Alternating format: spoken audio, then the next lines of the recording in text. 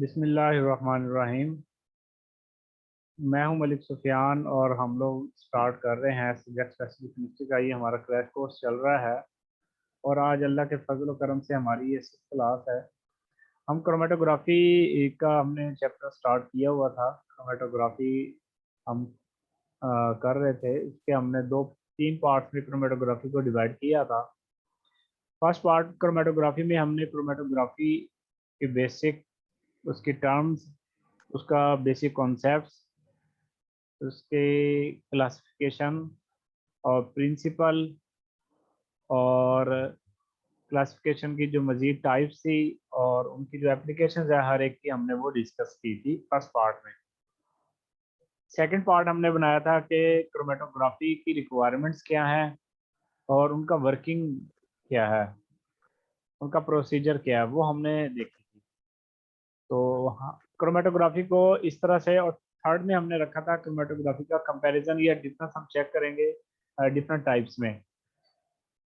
एक क्रोमेटोग्राफी को इस तरह डिवाइड करने का मकसद ये था कि क्रोमेटोग्राफी की सब टाइप्स को हम एक साथ इकट्ठे हम स्टडी करें और 2-3 दिन लगातार हम टाइप्स को इकट्ठे स्टडी करने से हमें फ़ायदा क्या होगा कि हमें क्रोमेटोग्राफी की बेसिक चीज़ों का आइडिया हो जाएगा और हमें वो कंसेप्ट ज़्यादा क्लियर होगा।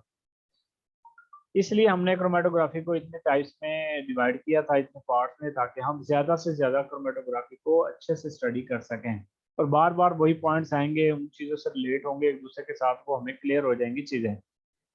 बजाय इसके मैं कोई एक टाइप लेता, पहले उसको पढ़ता, फिर दूसरी टाइप को लेता, फिर तीसरी को लेता, फिर चौथी को लेता, फिर पांचवी को लेता, इसमें बहुत ज़्यादा टाइम हो जाना था। तो हमने इसको शॉर्ट एंड स्किप करना है ताकि हमारा जो है ये कॉन्सेप्ट्स बहुत अच्छे से क्लियर हो जाए। क्योंकि हमारे पास इतना टाइम नहीं है और हम लोग इतनी लेंथ फॉर्म में हम इसको स्टडी नहीं करना हमने, क्योंकि हमने एमसीक्यूज के प्लेटफॉर्म के ऊपर हमने कम्पिटेटिव एग्जाम में पार्टिसिपेट करना है। तो एमसीक्यूज के लिए हमें जस्ट बेसिक और जनरल और डेप्थ में भी हमने जाना है, बहुत ज़्यादा डेप्थ में भी जाना। हमने कॉन्सेप्ट्स अपने क्लियर करने होते हैं हर टॉपिक से रिलेटेड। तो अब ये 6th क्लास है हमारी। 6th क्लास में हम लोग ये डिस्कस करेंगे क्रोमेटोग्राफी की जो डिफरेंट टाइप्स है उनका आपस में क्या लिंक्ड है और ये इनका आपस में क्या प्रोसीजर है, उनकी आपस में क्या डिफरेंसेस हैं, क्या कंपैरिजन पाया जाता है। तो हम उन चीज़ों को देखेंगे और हमें दोबारा से कुछ चीज़ें रिवाइज होंगी और हमें कुछ चीज़ें बहुत अच्छे से क्लियर हो जाएंगी। आइएगा हम स्टार्ट करते हैं। ये जी स्लाइड मैंने बनाई है, साइज एक्सक्लूजन क्रोमेटोग्राफी और आयन एक्सक्लूजन क्रोमेटोग्राफी में डिफरेंस। साइज एक्सक्लूजन क्रोमेटोग्राफी और आयन एक्सचेंज क्रोमेटोग्राफी, इसका हमने डिफरेंस पढ़ा था, आपको याद होगा। इसके बारे में हम दो पार्ट्स में हम इसको डिस्कस कर चुके हैं बार बार, तो आपको वो याद होगी चीज़ें।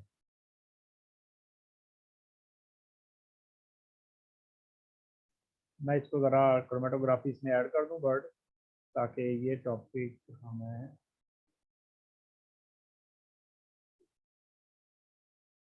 मेरे ख्याल में इसका साइज ही कम करना पड़ेगा। चलें जी।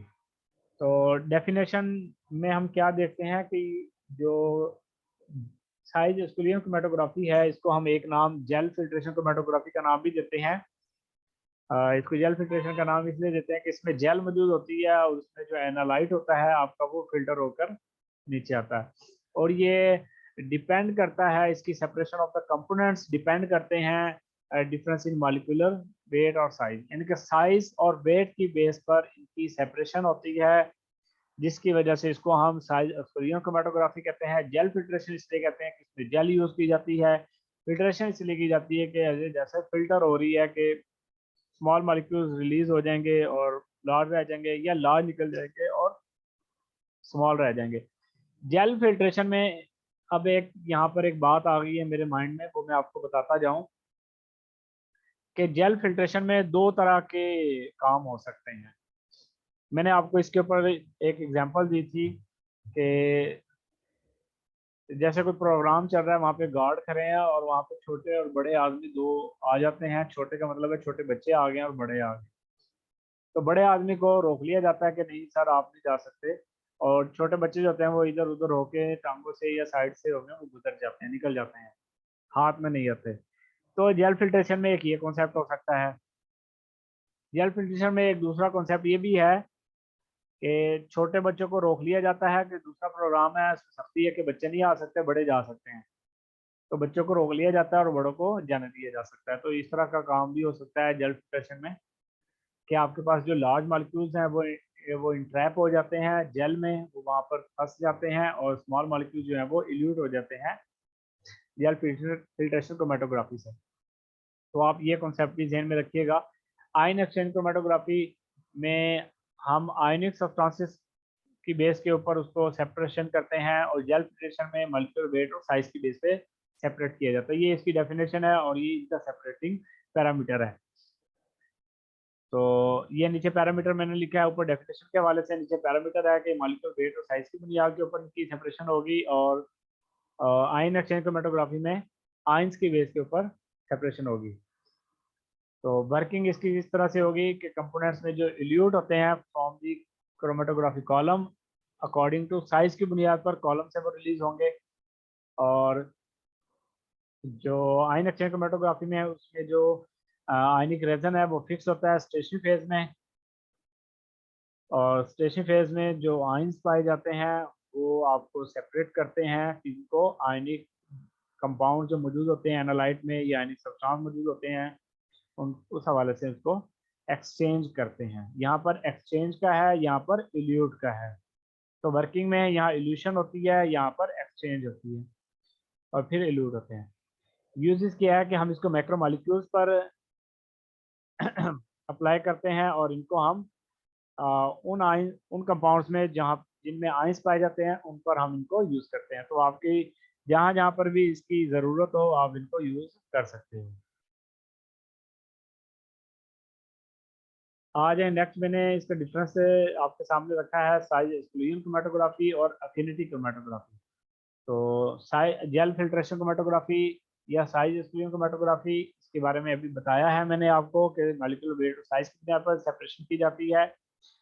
अफिनिटी क्रोमेटोग्राफी में हम सेपरेशन करते हैं interaction between the immobilise ligand and binding partner, यानी कि इसमें अट्रैक्शन अफिनिटी की बुनियाद के ऊपर हम सेपरेशन करते हैं, जिसमें लिगेंड पाया जाता है इमोबिलाइज, और बाइंडिंग पार्टनर होता है यानी कि जिसके साथ वो बाइंड करता है, बॉन्डिंग बनाता है। इसके पैरामीटर में क्या है जी, हम इसमें मॉलिक्यूलर वेट और साइज को लेते हैं। इसमें हम देखते हैं कि सेपरेशन जो होती है उसमें हम स्पेसिफिक बाइंडिंग चेक करते हैं, जो कि किसके दरमियान में मौजूद होती है, इमोबिलाइज लिगेंड और बाइंडिंग पार्टनर के दरमियान पाई जाती है। स्टेशनरी फेज, जेल फिल्ट्रेशन में स्टेशनरी फेज कौन सी होती है और एफिनिटी में कौन सी पाई जाती है। जेल फिल्ट्रेशन में याद रखिएगा पोरस मैट्रिक्स होता है जिसमें पोर्स मौजूद होते हैं, जिसमें सुराख होते हैं। मैं पहले से आपको बताया है कि जेल फिल्ट्रेशन में पोरस मटेरियल यूज किया जाता है जिसमें पोर्स मौजूद होते हैं, जिसमें मॉलिक्यूल ट्रैप होते हैं, और उस बेस के ऊपर उनकी साइज की बुनियाद पर सेपरेशन होती है। अफिनिटी क्रोमेटोग्राफी में क्या चीज़ें पाई जाती हैं, कोर है, स्पेसर है, और लिगेंड है, एगरोस जेल वगैरह इस तरह की चीज़ें यूज की जाती हैं। मोबाइल फेज में बफर सोल्यूशन यूज किया जाता है जेल फ्यूजन क्रोमेटोग्राफी में, और अफिनिटी क्रोमेटोग्राफी में बायोमॉलिक्यूल्स का मिक्सचर यूज किया जाता है। और इसका जो यूज है जेल फिल्ट्रेशन क्रोमेटोग्राफी का, मैंने पहले ऊपर बताया है कि उसमें हम यूज करते हैं मैक्रोमॉलिक्यूल्स। यहाँ पर उन्हीं के नाम दिए गए हैं, स्टीरॉयड्स है, बायोमॉलिक्यूल्स हैं, कॉर्टिसोल है, टेस्टोस्टेरोन है, थायराइड हार्मोन्स हैं, ये इस्तेमाल किए जाते हैं। जबकि अफिनिटी क्रोमेटोग्राफी को हम लोग एक प्यूरिफिकेशन क्रोमेटोग्राफी का नाम भी देते हैं कि nucleic acid purification, protein purification, और प्यूरिफिकेशन हम ब्लड की करते हैं। तो ये हमारे पास साइज एक्सक्लूजन क्रोमेटोग्राफी और अफिनिटी क्रोमेटोग्राफी है।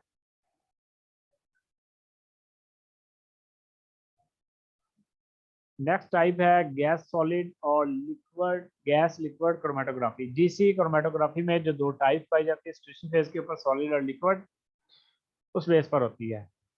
तो डिफाइंड डेफिनेशन में हमने यही बताना है कि स्टेशनरी फेज में सॉलिड स्टेट पाई जाती है, और गैस लिक्विड में हमने बताना है कि स्टेशनरी फेज में लिक्विड स्टेट पाई जाती है। और बाकी गैस से तो आपको पता लग ही रहा है कि मोबाइल फेज दोनों में गैस ही होगी, लेकिन स्टेशनरी फेज की वजह से इनका नाम डिफरेंस है। एक को सॉलिड कहा जाता है और एक को liquid. Stationary phase solid state है और स्टेशनरी फेज गैस लिक्विड में लिक्विड स्टेट है। कॉलम जो है, स्टेशनरी फेज का जो कॉलम है, उनकी inner wall of the column में सॉलिड कंपाउंड होता है, और दूसरी तरफ क्या होता है, लिक्विड थिन लिक्विड फिल्म से रखी जाती हैं। और टेम्परेचर जो है गैस सॉलिड में हाई टेम्परेचर रखा जाता है, गैस लिक्विड में नॉट अ हाई टेम्परेचर, इतना ज़्यादा हाई टेम्परेचर नहीं होता है as compare to the gas solid chromatography. Stability क्या होती है, स्टेशनरी फेज की जो स्टेबिलिटी होती है ये गैस सॉलिड की स्टेबल होती है, जबकि जो गैस लिक्विड की होती है ये अनस्टेबल होती है। तो ये हमारे पास गैस सॉलिड और गैस लिक्विड क्रोमेटोग्राफी का डिफरेंस है। आइए हम फिर स्टार्ट करते हैं कि एड्जॉर्प्शन क्रोमेटोग्राफी और पार्टीशन क्रोमेटोग्राफी में क्या डिफरेंस है। इसमें हमने एक डिफरेंस हमें याद है कि एड्जॉर्प्शन क्रोमेटोग्राफी में हम जो सॉलिड स्टेट लेते हैं, सॉरी जो स्टेशनरी फेज लेते हैं वो सॉलिड होती है, जो पार्टीशन में स्टेशनरी फेज लेते हैं वो क्या होती है, लिक्विड। ठीक है, इसमें लेकिन डेफिनेशन में ये बताया गया कि एड्जॉर्प्शन की बुनियाद के ऊपर, यानी कि एड्जॉर्प्शन प्रोसेस की बुनियाद के ऊपर इसकी सेपरेशन होती है, और इसमें पार्टीशन की बुनियाद पर होती है। एक्सट्रैक्शन, इसमें लिक्विड सॉलिड एक्सट्रैक्शन होती है, इसमें लिक्विड लिक्विड एक्सट्रैक्शन पाई जाती है। स्टेशनरी फेज इसमें सॉलिड होती है, इसमें लिक्विड होती है। ये डिवेलप नहीं मजीद होती, नहीं हो सकी अभी तक, और ये डिवेलप हो चुकी है।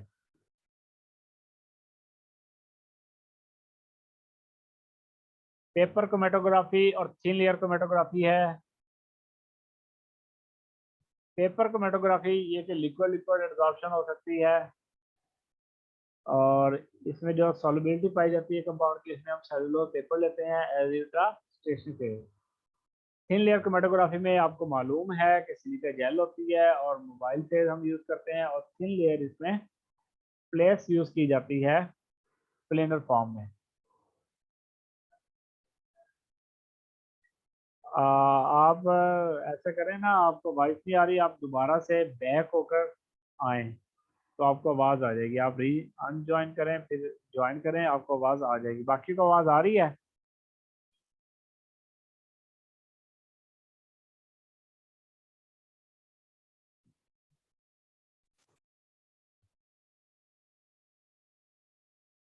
और किसको आवाज़ आ रही है? आवाज़ आ रही है। आप ऐसे करें मिसिज, कि आप मिसिज इमरान के आप दोबारा से री लेफ्ट करें, फिर दोबारा से आप वापस आएँ।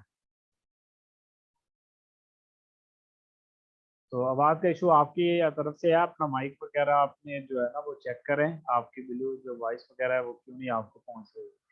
थिन लेयर क्रोमेटोग्राफी में मैं आपको पहले भी बता चुका हूँ कि इसमें थिन लेयर प्लेट्स पाई जाती है, इस वजह से इनको थिन लेयर का नाम दिया जाता है। ठीक है, स्टेशनरी फेज में एल्यूमिना और सिलिका जेल की आपको पाई जाती है, और जो मोबाइल फेज है वो लिक्विड होती है, सॉलिड लिक्विड एड्जॉर्प्शन भी इसको कहा जाता है। स्टेशनरी फेज इसमें पेपर मेड ऑफ नाइट्रोसेलुलोज और वॉटमैन का पेपर हो सकता है, फिल्टर पेपर, या इसमें स्टेशनरी थिन लेयर में एल्यूमिना और सिलिका जेल पाई जाती है। स्टेशनरी फेज में ये एक रनिंग सॉल्वेंट है, यहाँ भी रनिंग सॉल्वेंट है। वर्किंग में ये सॉलिड लिक्विड एब्जॉर्प्शन होती है, इसमें सॉलिड लिक्विड एब्जॉर्प्शन दोनों में होती है। बफर सोल्यूशन में नॉट रिक्वायर्ड, इसमें भी नॉट रिक्वायर्ड। इसको स्टेनिंग एंड बाय डिटरमाइनिंग किया जाता है, स्टेनिंग की जाती है और डिटरमाइन किया जाता है टेंशन फैक्टर, इसमें भी स्टेनिंग की जाती है, डिटर्मिनेशन होती है टेंशन फैक्टर से।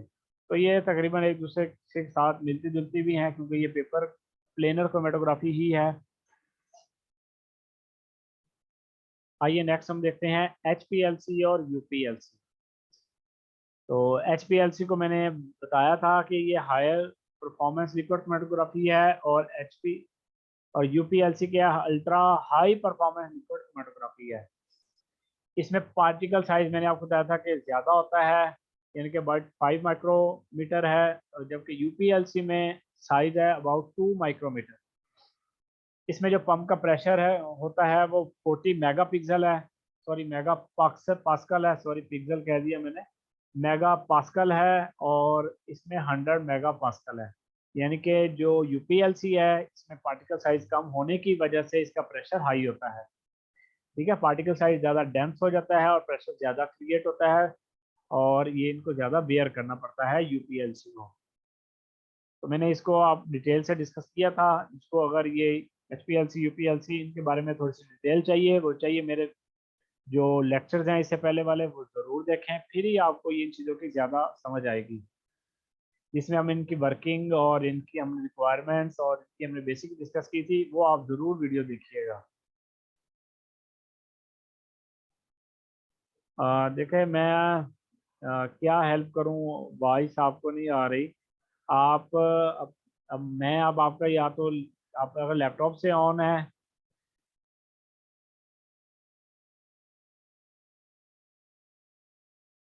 नहीं सॉलिड हम स्टेशन फेज लेते हैं और जो मोबाइल फेज है उसकी बात कर रहे हैं कि ये रनिंग सॉल्व। आप ना आप चेक करें कि आप क्या यूज़ कर रही हैं मिसेस रेहान। आप लैपटॉप यूज़ कर रहे हैं, कंप्यूटर यूज़ कर रहे हैं, क्या कर रहे हैं?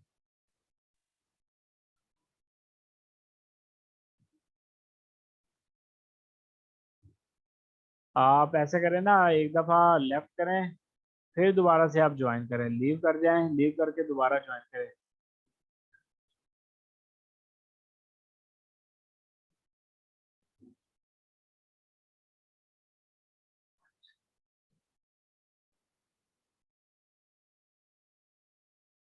आपने कहा जी, अब पीछे आपने कहा स्टेशन फेज लिक्विड है, ये रनिंग सॉल्वेंट है, बट वो तो सॉलिड नहीं है।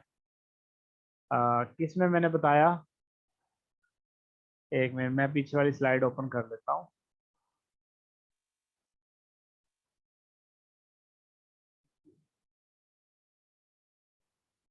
हाँ जी,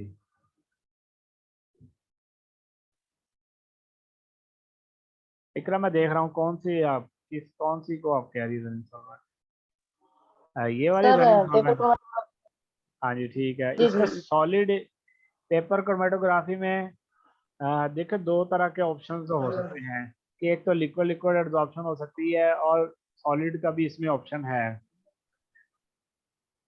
ठीक है, क्योंकि वो बॉटमैन पेपर जो होता है वो आपका सॉलिड फॉर्म में होता है। रनिंग सॉल्वेंट जो हम बात कर रहे हैं ना, ये इसमें वो लिक्विड वाटर भी ये ऑप्शन। मोबाइल पे नहीं सर होना चाहिए? हाँ ये मेरे ख्याल में ना मुझसे गलती हुई है, दोनों में मैंने स्टेशन पे लिखा हुआ है, सॉरी। जी जी, यही मैं कह रही थी, यहाँ पे हाँ मोबाइल पे हाँ, नहीं वो मुझसे ही गलती हुई है, मैंने इसको चेंज करना होगा, वो हुआ नहीं मुझसे। हाँ ये मोबाइल फेज ही है, रनिंग सॉल्वेंट है। ठीक है, जो वाटर वगैरह इस तरह मूव करता है जो भी, वो मोबाइल फेज होता है। अच्छा ठीक है, शुक्रिया। सर एक थोड़ा सा क्वेश्चन। कल हाँ आपने जी। कल आपने एक क्वेश्चन हमें दिया हुआ था कि हिस्ट्री में जो है वो क्या यूज होता है मोबाइल फेस। तो वो हाँ मैंने जी, गूगल से भी चेक किया था, वहाँ ग्रेविटी दे रहे थे। क्या चीज़ है? सर एक कल एमसीक्यू था टेस्ट में, आपने ये पूछा हुआ था कि प्रीवियस टाइम्स में यानी कि अर्ली टाइम्स में मोबाइल फेस कौन सा यूज होता रहा है। तो वो मुझे भी प्रेशर पहले लग रहा था, लेकिन फिर मैंने बाद में उसको गूगल से भी कंफर्म किया था, तो वहाँ पे वो ग्रेविटी दे रहे थे। लेकिन आपने भी आंसर जो है वो प्रेशर ही दिया हुआ था, तो सर कौन सा हाँ राइट वन नहीं वो होगा, प्रेशर या ग्रेविटी? प्रेशर नहीं वो वाकई में प्रेशर जो है ना वो आंसर रॉन्ग है, पता नहीं मैं मेरा दिमाग किस तरफ था। वो ग्रेविटी की बेस के ऊपर है, क्योंकि पहले प्रेशर तो नहीं था, पहले तो हम ओल्ड टेक्निक ग्रेविटी बेस पे ही करते थे कि वो नीचे की तरफ मूव करती है कोई चीज़ तो हम उसी को जी कहते जी थे जी। कैपिटरी एक्शन है, ये ग्रेविटी है। हम प्रेशर तो प्रोवाइड नहीं करते थे पहले, तो वो ग्रेविटी होगा आंसर। वो ठीक है, आप सही कह रही है, वो प्रेशर नहीं है। तो मैंने भी बेध्यानी में ना उसको प्रेशर ही मैंने रेड जी करके भेज सर, दिया। जब मैंने, वो टेस्ट में भी ग्रेविटी लिखा। हाँ नहीं ठीक है सर, ग्रेविटी कर लें, मैं मैंने आपको, आंसर। हाँ मैं मैसेज कर दूंगा, वो ग्रेविटी कर लें, सब नोट कर लें। ठीक है थैंक यू सर। हाँ जी।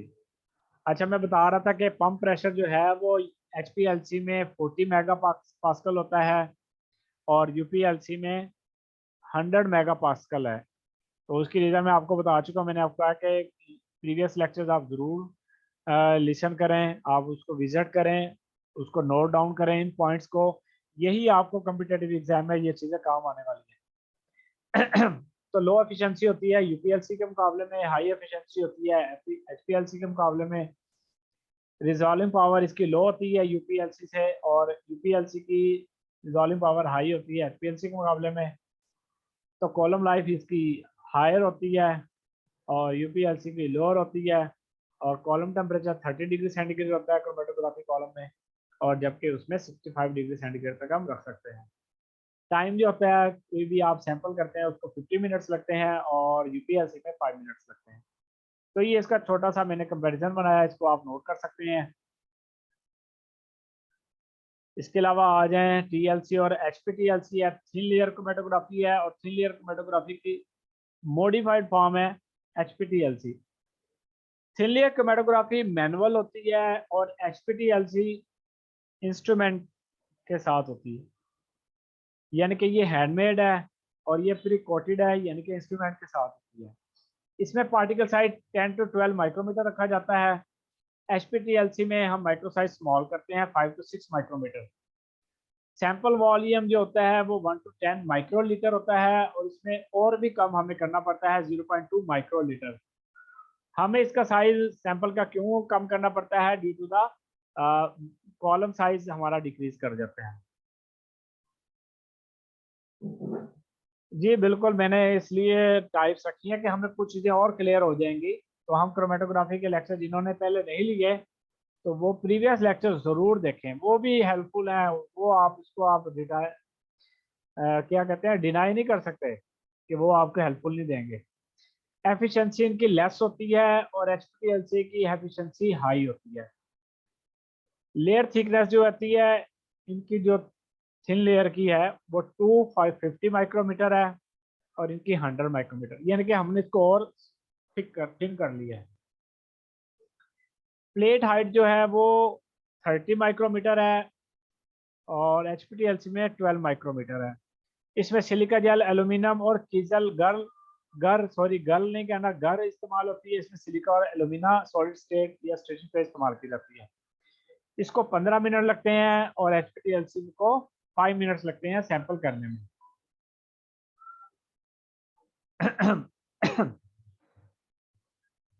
जी थैंक यू। नेक्स्ट क्रोमेटोग्राफी की जो टाइप्स है उसको देखिएगा।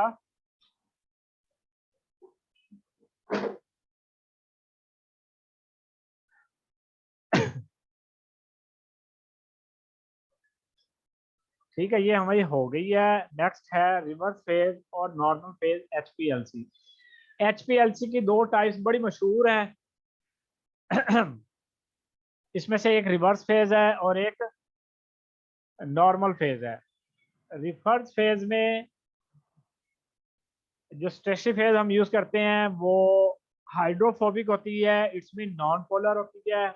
और नॉर्मल फेज में जो स्टेशनरी फेज होती है वो हाइड्रोफिलिक, इट्स मीन पोलर होती है। ये आपको हाइड्रोफिलिक हाइड्रोफोबिक का पता होगा कि वाटर रिटार्डेड होते हैं और ये वाटर अट्रैक्टेड होते हैं। स्टेशनरी फेज नॉन पोलर है, ये पोलर है। इसमें मोबाइल फेज पोलर है, वो नॉन पोलर है, यानी कि एक दूसरे के उल्ट होते हैं मोबाइल फेज स्टेशनरी फेज।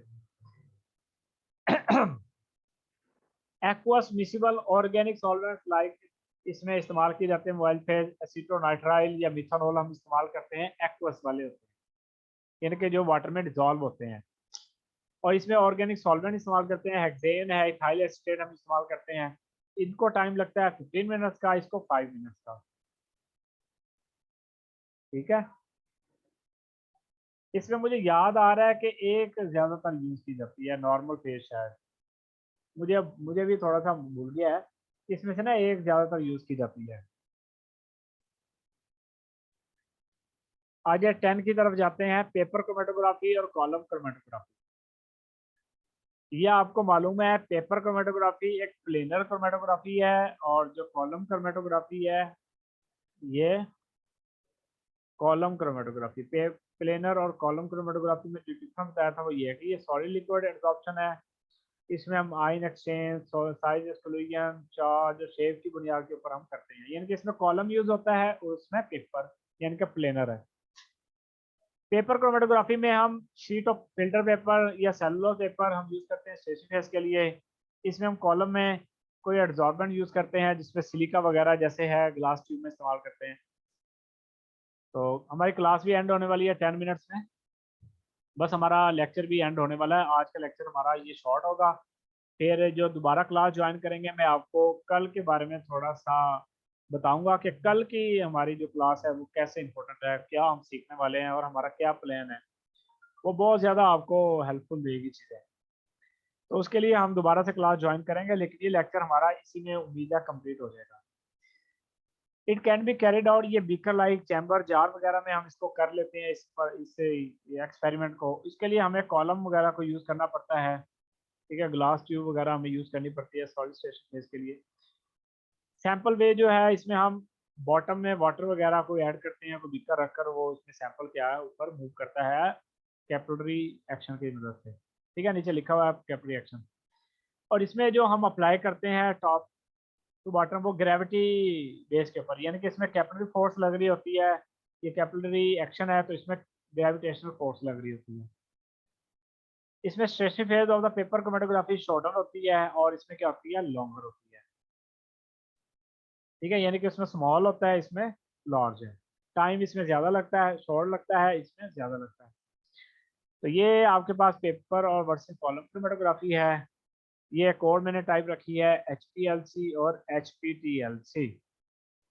ये हाई परफॉर्मेंस लिक्विड क्रोमेटोग्राफी है, ये high performance thin layer chromatography है। ये कॉलम क्रोमेटोग्राफी है, ये प्लेनर है, ठीक है, क्योंकि इसमें कॉलम नहीं होता है, HPTLC में इसमें कॉलम होता है।